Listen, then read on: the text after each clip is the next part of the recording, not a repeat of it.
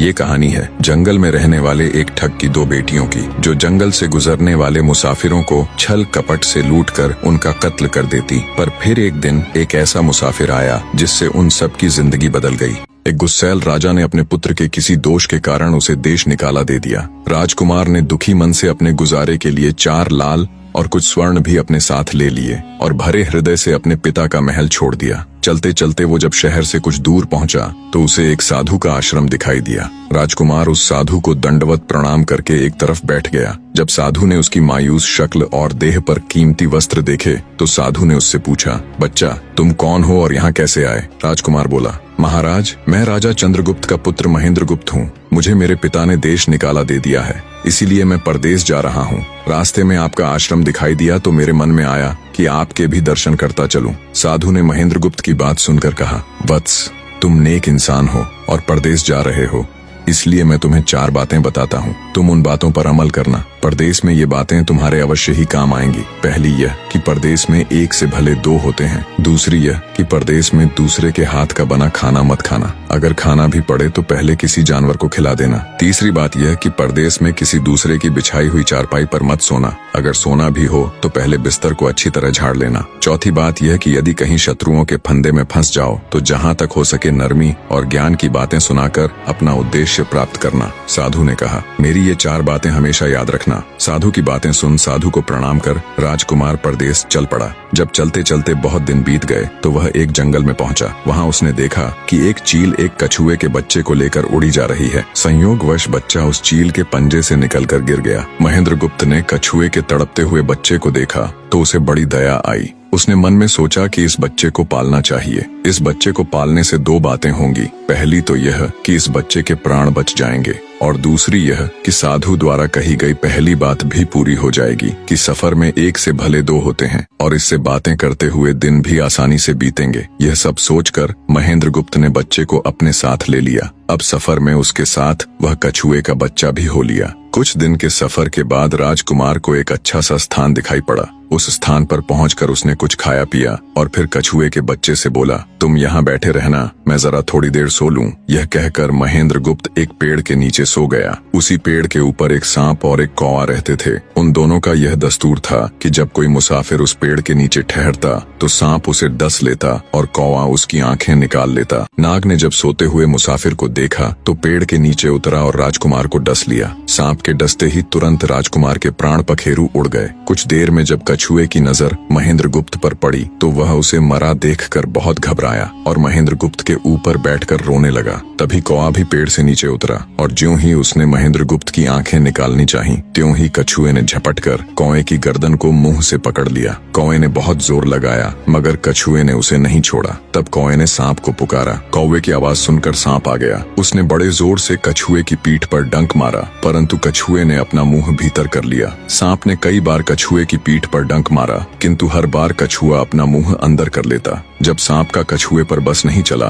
तो उसने कछुए से प्रार्थना की कि तुम मेरे मित्र को छोड़ दो। यह सुनकर कछुआ बोला, नहीं, तूने मेरे मित्र को डसा है, अब मैं भी तेरे मित्र की जान लूंगा। तू मेरे मित्र को छोड़ दे तो मैं तेरे मित्र को जीवित कर दूंगा। यह कहकर सांप ने काटी हुई जगह पर मुंह रखकर महेंद्रगुप्त के शरीर से विष खींच लिया और बोला, अब तो मेरे मित्र को छोड़ दे। कछुए ने जब राजकुमार को देखा कि उसे थोड़ा होश आ रहा है और उसका जहर उतर रहा है तो उसने कौवे को छोड़ दिया। जब महेंद्रगुप्त को होश आया तब कछुए ने उसे सांप के डसने का सारा हाल सुनाया। कछुए की बात सुनकर तुरंत महेंद्रगुप्त के मन में साधु की बताई पहली बात खटकी। सोचा, साधु की एक बात तो काम आई कि 1 से भले 2 होते हैं। मन ही मन उसने साधु को धन्यवाद दिया और आगे बढ़ चला। चलते चलते कुछ दिनों के बाद जब वे समुद्र के किनारे जा पहुंचे तब कछुए के बच्चे ने कहा, मित्र, मेरा देश आ गया है। यदि तुम कहो तो मैं अपने माता पिता से मिलाऊं। उनसे बिछड़े बहुत दिन हो गए हैं, वे बहुत दुखी होंगे। महेंद्रगुप्त ने उसे जाने की आज्ञा दे दी और स्वयं रात को वहीं समुद्र के किनारे उस जंगल में ठहर गया। जिस जंगल में राजकुमार ठहरा हुआ था उसी जंगल में वहां से कुछ दूर ही एक ठग का परिवार रहता था। ठग के 2 लड़कियां और 4 बेटे थे। उसकी बड़ी बेटी ज्योतिष विद्या जानती थी। जब भी कोई राहगीर, कोई यात्री उस जंगल से गुजरता और उसके पास कुछ कीमती होता तो ठग की बड़ी बेटी अपनी विद्या से जान लेती थी। आज फिर से उसे बहुत दिनों बाद बहुत से खजाने की महक आई। उसने अपने पिता से कहा, ऐसा प्रतीत होता है कि इस जंगल में एक पथिक आया हुआ है। उस पथिक के पास 4 लाल हैं। यदि तुम लोग उस पथिक को यहाँ ले आओ तो उससे लाल लेना मेरा काम है। यदि वे लाल हमको मिल जाएं तो हम जन्म भर के लिए निहाल हो जाएंगे, परंतु उस पथिक को मारना मत, उसे जीवित ही पकड़ लाओ। ठग अपने बेटों के साथ तुरंत उसकी तलाश में निकल पड़ा। वे थोड़ी ही दूर चले होंगे कि उन्होंने देखा एक आदमी एक पेड़ के नीचे सो रहा है। उसे देखकर उन्होंने सोचा कि यह वही पथिक हो सकता है जिसके पास लाल है। वे उसे पकड़कर ले गए और अपनी बड़ी बेटी के हवाले करके बोले, इससे लाल निकलवाना अब तेरा काम है। ठग की बड़ी बेटी ने पूरे आश्वासन के साथ कहा, तुम लोग चिंता मत करो, मैं इससे लाल निकलवा लूंगी।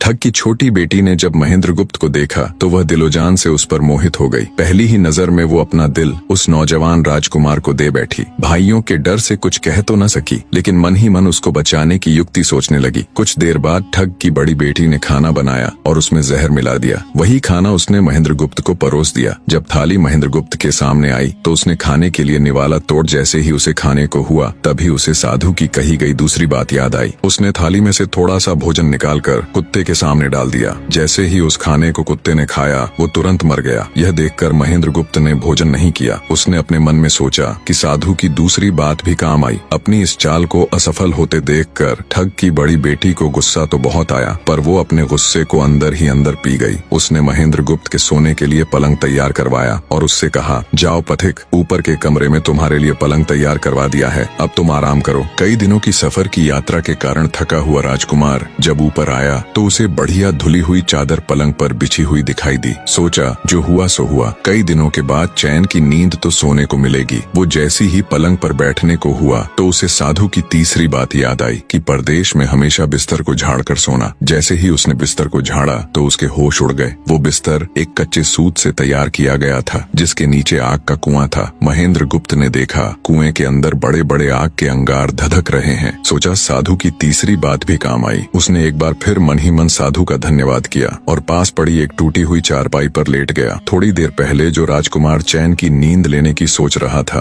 अब नींद उसकी आंखों से कोसों दूर थी। अब तो उसे अपनी जान के लाले पड़े थे। सोचने लगा आज की रात बचना बहुत कठिन है। तभी ठग की छोटी बेटी मौका पाकर आई और कहने लगी, हे प्रिय, मैं तुम पर दिलोजान से न्यौछावर हूँ, परंतु आज की रात मेरे वश में कुछ नहीं है। आज की रात मेरी बड़ी बहन की बारी है। जिस तरह भी हो सके बस आज की रात मेरी बहन से अपने प्राण बचा लो, कल मेरी बारी है। हे स्वामी, मैं तुम्हारी दासी हूँ, मैं तुम्हें साफ बचा लूंगी। इतना कहकर ठग की छोटी बेटी चली गई। जब सब लोग खाना खा चुके तो ठग की बड़ी बेटी ऊपर बने कमरे में चली। सोचा अब तक तो पथिक जलकर राख बन चुका होगा, पर जैसे ही वो कमरे के अंदर आई और देखा कि पथिक तो बिल्कुल सही सलामत टूटी हुई चारपाई पर लेटा हुआ है तो उसके क्रोध की कोई सीमा न रही। तुरंत उसने कटार निकाली और क्रोध से बोली, हे पथिक, या तो अपने चारों लाल मुझे अभी के अभी दे दे, वरना मैं तुझको मार डालूंगी। उसी समय महेंद्रगुप्त को साधु की चौथी बात याद आई कि कहीं शत्रुओं के फंदे में फंस जाओ तो जहाँ तक हो सके नरमी और ज्ञान की बातें सुनाकर अपना उद्देश्य प्राप्त करना। उसने सोचा कि आज रात बचना मुश्किल है, पर साधु की चौथी बात भी आजमानी चाहिए। महेंद्रगुप्त ने यह सब सोचकर लड़की से कहा, मेरे पास लाल नहीं है। यदि तू मुझको मारेगी तो वैसे ही पछताएगी जैसे बंजारा अपने कुत्ते को मारकर पछताया था। लड़की गुस्से में बोली, कौन बंजारा और कौन सा कुत्ता, क्या बक रहे हो तुम? तब राजकुमार बोला, तुम नहीं जानती तो सुनो लड़की, एक बंजारा था जिसने एक कुत्ता पाल रखा था। वो कुत्ता बहुत समझदार था जिसे बंजारा अपनी औलाद से भी ज्यादा प्यार करता था। एक समय ऐसा आया कि एक कातक नाम की भयंकर बीमारी के चलते बंजारे का सारा परिवार उस बीमारी की भेंट चढ़ गया और बंजारे की करोड़ों की संपत्ति भी बिक गई। दुखी बंजारा अपने कुत्ते को लेकर आगरा में एक साहूकार के पास जाता है और साहूकार को 10,000 के बदले अपना कुत्ता गिरवी रखने को बोलता है। उस समय 10,000 एक बहुत बड़ी रकम होती थी। पहले तो बनिए ने बंजारे को मना कर दिया, पर फिर कुछ सोचकर उसने बंजारे को 10,000 रुपए दे दिए। कुछ ही समय बीता था कि एक रात सेठ के घर डाकू घुस गए। बंजारे का कुत्ता सब हरकत देख रहा था। सोचा भौंकूंगा तो परिवार के सब लोग उठ जाएंगे और ये डाकू उनका भी कत्ल कर देंगे। वो चुपचाप बस उनको देखता रहा। जब डाकू सेठ के घर चोरी किए हुए धन को लेकर चल पड़े तो कुत्ता चुपचाप उनके पीछे पीछे हो लिया। सेठ के पास इतना धन था कि डाकू उसे निकाल तो लाए, पर अब उनसे वो लेकर चला भी नहीं जा रहा था। दिन भी निकलने के करीब हो चला था। डाकुओं ने सोच विचार कर उस उस धन को एक तालाब के अंदर छिपा दिया। सोचा बाद में आराम से निकाल ले जाएंगे। कुत्ता डाकुओं की सब करामात देख चुपचाप वापस घर चला गया। सुबह हुई तो सेठ के घर कोहराम मच गया। पता चला कि चोर सारा धन निकाल ले गए। सेठ का रो रो कर बुरा हाल था। आसपास के लोग उसे दिलासा दे रहे थे। सेठ ने रोते रोते कहा, मैंने सुना था बंजारे का कुत्ता बहुत समझदार है, पर ये नमक हराम तो एक बार भौंका तक नहीं। तभी बंजारे का कुत्ता उस सेठ की धोती पकड़कर खींचने लगा। कुत्ते की हरकत देख पास खड़े एक समझदार व्यक्ति ने सेठ से कहा, सेठ जी, ये कुत्ता कुछ कहना चाहता है, हमें इसकी सुननी चाहिए। और सभी लोग कुत्ते के पीछे पीछे हो लिए। सबको लेकर कुत्ता उसी तालाब के पास पहुंच गया जहां रात को डाकुओं ने सारा धन छिपाया था,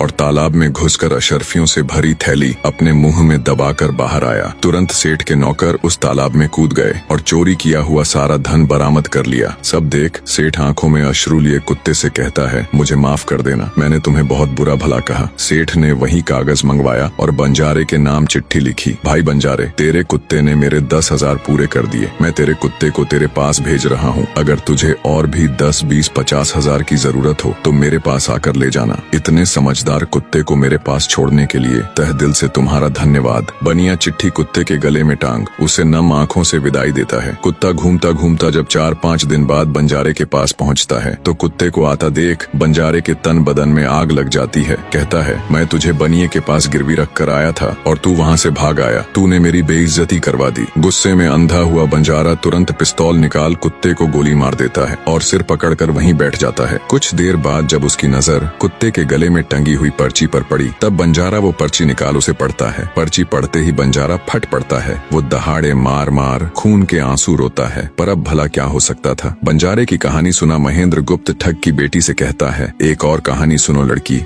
एक राजा के पास एक बहुत समझदार पढ़ाया हुआ तोता था। वह बड़ा चतुर था। एक दिन राजा तोते को अपने साथ गंगा स्नान को ले गया और उसको घाट पर बैठाकर स्वयं स्नान करने लगा। तभी तोते की नजर अमर फल पर पड़ी जो पास ही नदी में बहता हुआ आगे बढ़ा जा रहा था। वह उसको नदी से बाहर निकाल लाया और राजा के आने पर उसको वह अमर फल देता हुआ बोला, महाराज, यह अमर फल है, इसे खा लीजिए। राजा ने कहा, मैं अकेला अमर फल खाकर क्या करूंगा, अपने बाग में लगा दूंगा। जब इसमें फल लगेंगे तब सब कुटुंबियों को खिलाकर अमर कर दूंगा। गंगा स्नान से लौटकर राजा ने वह फल माली को देकर कहा, इस फल को बाग में लगा दो। थोड़े ही दिनों में पेड़ फल फूल गया, उसमें फल लगने लगे। एक दिन एक फल पककर पेड़ से गिरा तो उसे सांप ने सूंघ लिया, जिससे वह जहरीला हो गया। अनजान माली वह अमर फल लेकर राजा के पास आया। राजा फल को देखकर बहुत खुश हुआ और कुछ सोचकर वो फल पहले कुत्ते को खाने को दिया। क्योंकि राजा बड़ा नीतिवादी और विचारवान था, वह जानता था कि बिना सोचे समझे किसी भी वस्तु को खाना ठीक नहीं होता। राजा ने ज्यों ही वह फल कुत्ते को खिलाया, कुत्ता मर गया। यह देखकर राजा ने क्रोधित होकर अपने तोते से कहा, बेईमान तोते, तू हमें जहर देकर मारना चाहता था। ये कहकर राजा ने क्रोध में आकर तोते को मार डाला और माली से कहा, इस पेड़ के चारों ओर घेरा डाल दो जिससे कोई इसका फल न खा सके। एक दिन उसी शहर में एक सास बहू में भीषण लड़ाई हुई। बुढ़िया घर से निकलकर कहने लगी, आज मैं राजा के बाग में जाकर जहर वाला फल खा लूंगी। ये कहकर वह बाग में आई और जैसे ही उसने फल तोड़कर खाया तो वह 16 वर्ष की युवती बन गई। जब राजा को यह समाचार मिला तो उसे सारा माजरा समझते देर न लगी। राजा को बड़ा दुख हुआ। वह कहने लगा, वास्तव में यह अमर फल ही है, मैंने व्यर्थ ही इतने समझदार तोते को मार डाला। इतनी दास्तान कहते कहते सवेरा हो गया। तब ठग की बेटी ने महेंद्र गुप्त से कहा, आज तो तूने मुझे बातों में लगाकर अपनी जान बचा ली, परंतु आज रात मेरी छोटी बहन की बारी है, वो तुझे हरगिज जीवित न छोड़ेगी। जब ठग की छोटी बेटी को पता चला कि महेंद्र गुप्त जिंदा और बिल्कुल सही सलामत है तो उसकी खुशी का ठिकाना न रहा। अपनी बहन को दिखाने के लिए ऊपरी मन से बोली, तुम निश्चित रहो बहन, मैं आज इससे लाल लिए बगैर छोड़ने वाली नहीं हूँ। दिन बीता और रात हुई। तब ठग की छोटी बेटी महेंद्र गुप्त के पास गई और बोली, भगवान का शुक्र है जो तुमने चालाकी से अपनी जान बचा ली। महेंद्र गुप्त बोला, तुम सब ऐसा क्यों करते हो? तब ठग की छोटी बेटी बोली, हमारी तो यही रीति है कि मेरे भाई और बाप मुसाफिरों को पकड़कर लाते हैं और हम बहनें अपनी चालाकी से उनसे माल हथिया कर उन्हें मार डालती हैं। फिर वह बोली, पर तुम चिंता मत करो, अब मेरी बारी है और मैं तो दिलो जान से तुम्हारी दासी हूँ, तुम्हें जैसा समझ पड़े वैसा ही करो। यह सुनकर महेंद्र गुप्त बोला, प्रिय, तुम भी मुझे देखते ही पसंद आ गई थी। दिल करता है कि हर पल तुम्हारे पास ही रहूं। तुम अपनी बड़ी बहन की तरह नहीं हो, तुम एक नेक दिल औरत हो, तुमसे मेरा कुछ भी छिपा हुआ नहीं है। उसकी बात सुनकर ठग की बेटी ने कहा, तुम कहते हो कि मुझसे कुछ भी छिपा नहीं है, तो फिर वे लाल कहाँ हैं? महेंद्र गुप्त ने कहा, वो चारों लाल मेरी जांघ में हैं, अगर तुम निकालना चाहो तो निकाल लो। राजकुमार की बात सुन ठग की छोटी बेटी बोली, प्यारे